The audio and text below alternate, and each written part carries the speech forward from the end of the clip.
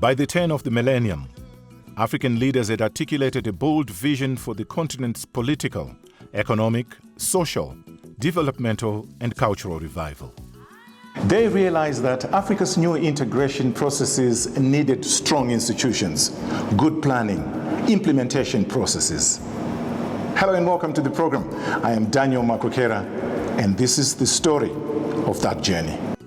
A palpable air of excitement, the flagship development program of the African Union is born, signed into life by 20 leaders on the continent. A game changer, the first of its kind, NEPAD, or the New Partnership for Africa's Development, is a story of big ideals and lofty ambitions. A story of reinvention and transformation. A story of progress. There is a striking fact in the genesis of NEPAD. And that striking fact is the combined genius of Thabo Mbeki, Olusegun Obasanjo, and Abdoulaye Wade, whom I qualify as critical leaders in the thinking that helped shape Africa's development in the last 60 years. The 5 founding member states of NEPAD were Algeria, Egypt, Nigeria, Senegal, and South Africa. The question that really bothered them is that why should we be in a situation where we are requesting aid? We have been exploited for 400 years. We still are being exploited. The density of our natural resources, the youth of our population are very strong comparative advantage. So why are we in a situation where we need to request aid and we reproduce that kind of partnership, which my words are very strong, but which is a kind of master-slave relationship? Why should we be in that thinking? Pan-Africanists argued that Africa could only be strong and take its place among the world's economic and political powers if it was united. An Africa divided into more than 50 countries was destined to be politically and economically weak. The one thing that united, that genuinely united the continent, was the struggle for the total liberation of the continent. Its area of focus was, let's end this colonialism and apartheid and all that. I'm saying practically this is what united the continent. That leadership also recognized that apart from these issues of colonial and racist oppression, there was challenge of poverty and underdevelopment. And therefore, let this be the new area of focus. Hence, let us look at what needs to be done with regard to that particular issue, the eradication of poverty and underdevelopment. That's how NEPAD was born. That new partnership was based on 2 fundamental principles. The first pillar is that we need to own the narrative of our development. So we need to design a program which respect the values that we want to enhance. And the second pillar was about governance. If we can fix the issues of bad governance, the issues of inequality, the issue of adapted public policies, then we can lay the foundations of a development that we own. Fundamentally, NEPAD is about dignity. Les défis de l'Afrique sont des défis multiples. Tout est urgent. Il y a énormément de difficultés. L'un des défis majeurs quand même pour le développement de l'Afrique, c'est le déficit d'infrastructures. Si l'on considère déjà le commerce intra-africain, il est très faible, environ 11%, parce qu'il n'y a pas de liaison entre pays africains. Il est beaucoup plus facile de quitter un pays africain, d'aller en Europe, et de l'Europe aller vers l'autre pays africain, que de faire la liaison directement au sein du continent. Les marchandises connaissent les mêmes difficultés puisque nous ne sommes pas interconnectés par le chemin de fer.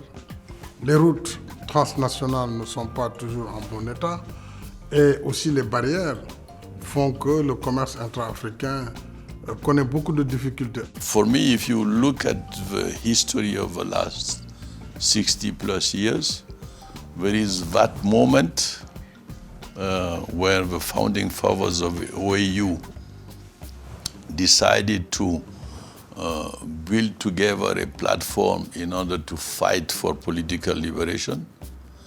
And there is that moment at the beginning of 2000 where three leaders with a clear genius decide to cut the ties of an old partnership in order to move to a new one, but with a sense of ownership and a strong governance system. At the 2001 OAU Summit meeting of African presidents in Libya, the leaders committed themselves to the idea of developing an African Union to replace the OAU.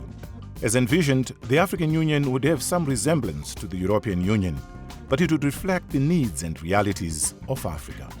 It's not a coincidence that it happened just before the creation of the African Union. When they designed NEPAD as a program, they give it to the African Union as a development program. Because remember, the shift between the OAU and the AU was a shift in terms of paradigm. We should move from political liberation to economic liberation.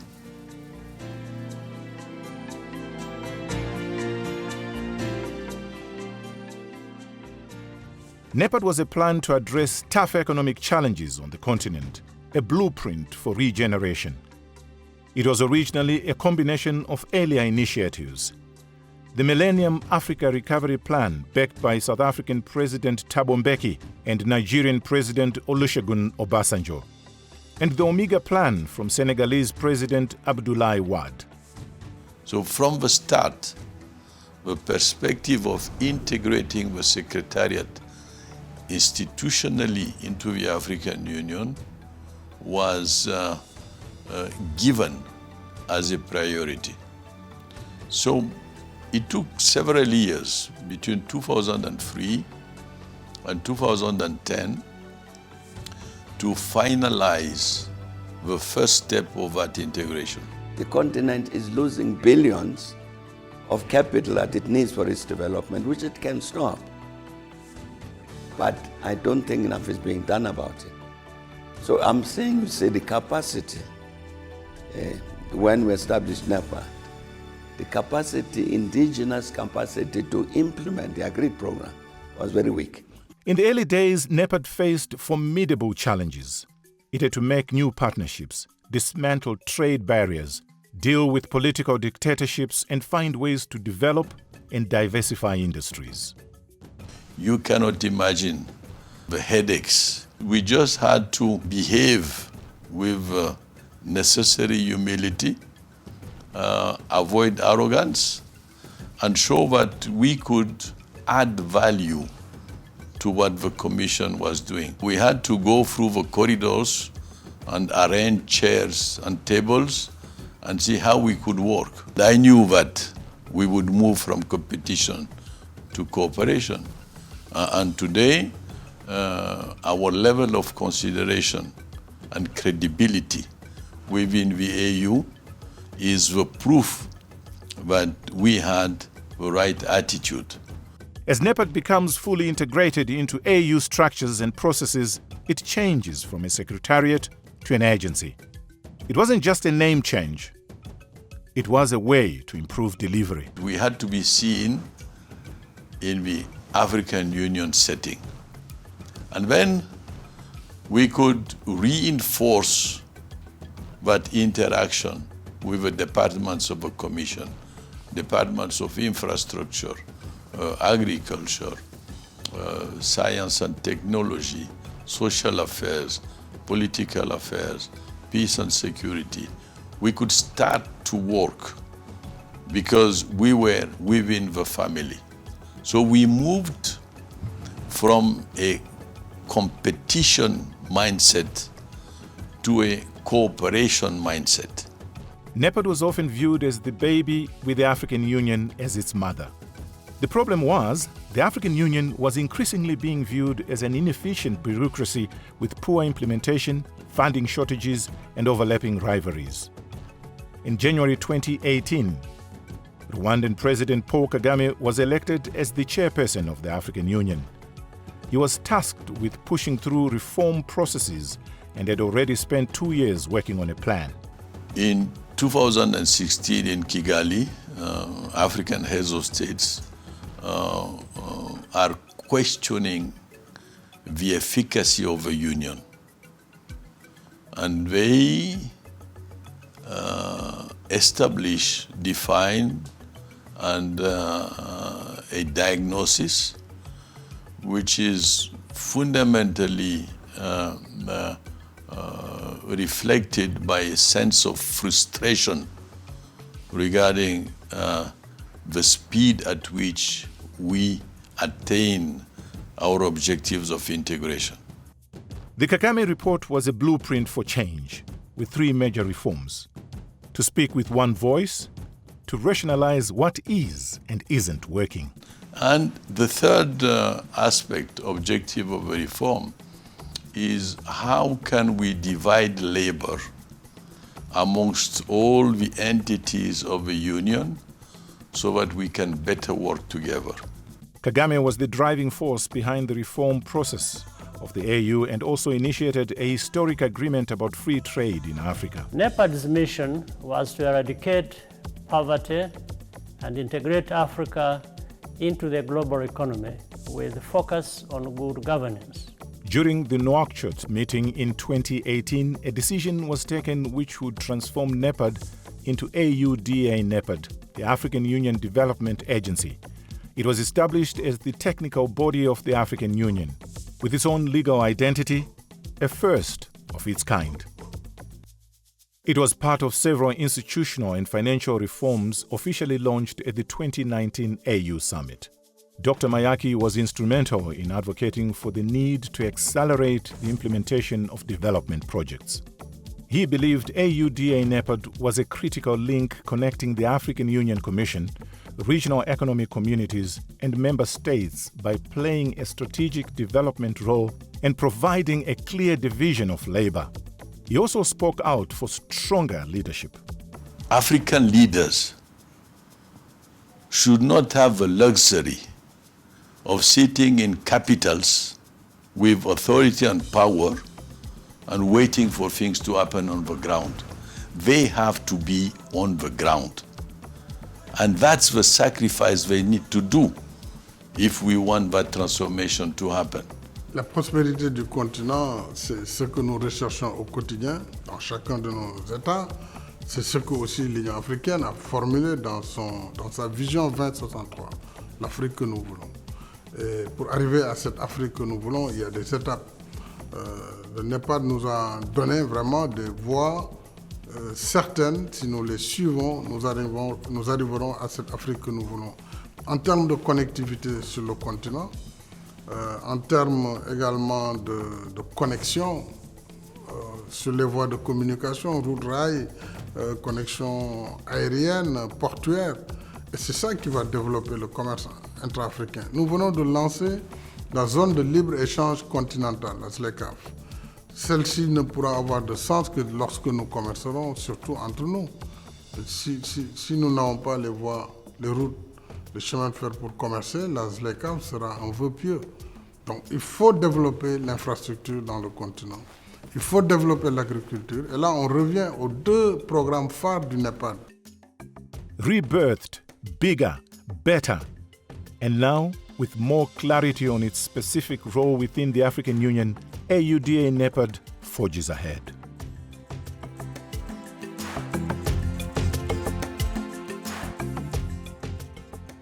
The AUDA NEPAD implements its mandate through 6 broad thematic areas. These are knowledge management, human capital and institutions development, technology, innovation and digitization, industrialization, environmental sustainability, finally, economic integration. These thematic areas translate into a number of flagship and priority projects that contribute to the AU agenda for sustainable growth and socio-economic development. The 100,000 MSMEs initiative is a fit-for-purpose flagship program with services designed to build the capacity of MSMEs and to improve their access to finance and new markets. Over 18,000 MSMEs in 33 member states have been trained so far, and a funding window for 1,600 MSMEs in 8 countries has already been made available. The COVID-19 crisis has laid bare many of the structural, social, economic vulnerabilities and weaknesses in Africa, such as poverty and inequality. The African Union Development Agency NEPAD undertook rapid interventions geared at improving access to sustainable and resilient health services, ensuring food and nutrition security, and developing internal markets while strengthening the protection of Africa's economic foundations. To this end, the African Union Development Agency NEPAD worked directly with the Africa Centers for Disease Control and Prevention to provide field support using its network and to coordinate meetings and trainings of mainly medical personnel. The objective of the African Medicines Regulatory Harmonization Initiative, AMRH, is to ensure that African people have access to good quality, safe, efficacious, and effective essential medical products and technologies. The AMRH initiative started in 2009 to address the fragmented regulatory systems on the African continent and to provide an optimal environment for local production of medical products and health technologies on the continent. For over a decade now, the continent has witnessed significant progress in harmonization of technical requirements for registration of medical products and good manufacturing practice, with subsequent reduction of timelines for marketing authorization. 17 African Union member states have domesticated the AU model law on medical products regulation so far. 11 regional centers of regulatory excellence have been designated to provide sustainable mechanisms for production of regulatory workforce in Africa. The AUDA NEPAD is now working with African Union Commission and WHO to establish the African Medicines Agency. It is increasingly obvious that global climate is warming faster than earlier estimated, with widespread effect for agriculture, energy, health, marine ecosystems, water resources, and some industries across the world, and especially in Africa.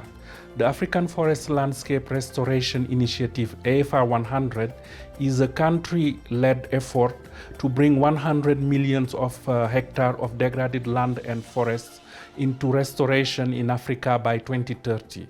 In this way, AUDA NEPAD is providing a direct response to strengthening climate change resilience, enhancing food security, and combating rural poverty. There was this need now to amalgamate all these plans and all these new thinking and initiatives around infrastructure and come up with the Program for Infrastructure Development in Africa, PIDA. So that was the basis. So it was supposed to be this program, or it is the program that it's meant to be, to transform this continent and integrate us. I think Kazungula is a living example. Namibia, Botswana, Zambia, Zimbabwe. As you know, there was a ferry service that used to go up and down. And now you have 2 border posts. You clear at one border post, you can smoothly drive through another country. Not to mention the delays in cargo, and just a huge improvement in the value chain. Working closely with both the public and private sectors, regional integration across the continent is in full swing. It's not just a bridge, but a lifeline, a physical example of the African Continental Free Trade Area. The bridge highlights the team building, regional cooperation, and democratic values that are the calling card of all AUDA NEPAD projects. By 2013-2014, we had about 433 projects distilled from 51 programs. That took a while. Yeah. And remember, as I said, there were plans, programs, all lumped in, and now we had to segment it.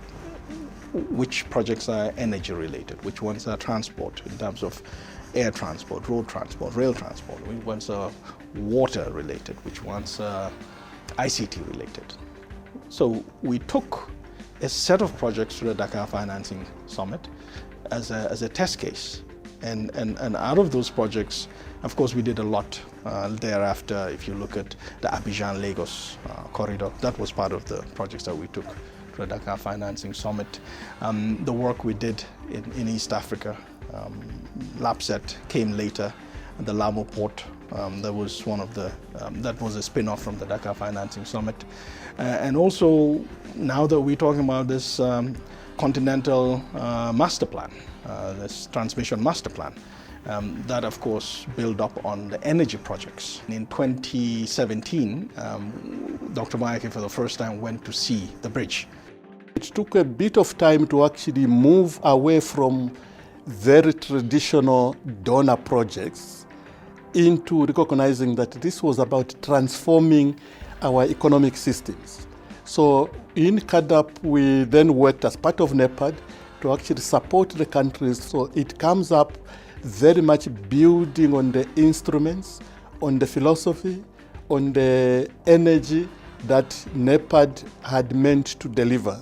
And therefore extremely integral and very much, in fact, you cannot talk about the NEPAD vision in terms of economic growth, in terms of job creation, in terms of human well-being, without connecting to agriculture and the other way around.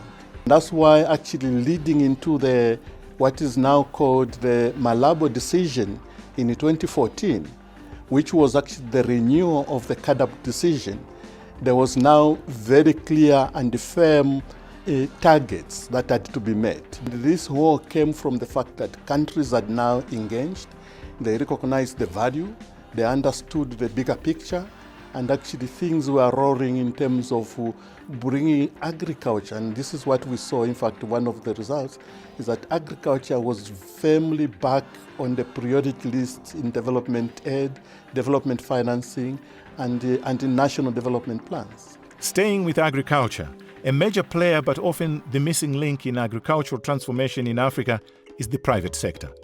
Dr. Mayaki's tenure witnessed the founding of the Grow Africa program, a vehicle for strengthening private sector participation. You see, for the longest time, I mean, if we talk about agriculture transformation, we've always looked up to public sector or to governments to create jobs, to attain food security. It's become increasingly known that governments are struggling, that they cannot do this on their own. Hence the need to work with private sector. Grow Africa, which is hosted by AUDA NEPAD, has emerged as a proven model for public-private sector collaboration at the national and continental level. It has helped generate a private sector investment commitment to agriculture of over $10 billion United States dollars, benefiting more than 10 million smallholder farmers and creating over 88,000 jobs. We've seen things happening in Uganda, in Malawi recently. Last year, Grow Africa was able to sign these term sheets, an estimate over 250 million US dollars in terms of term sheet commitments, which we are now actively converting.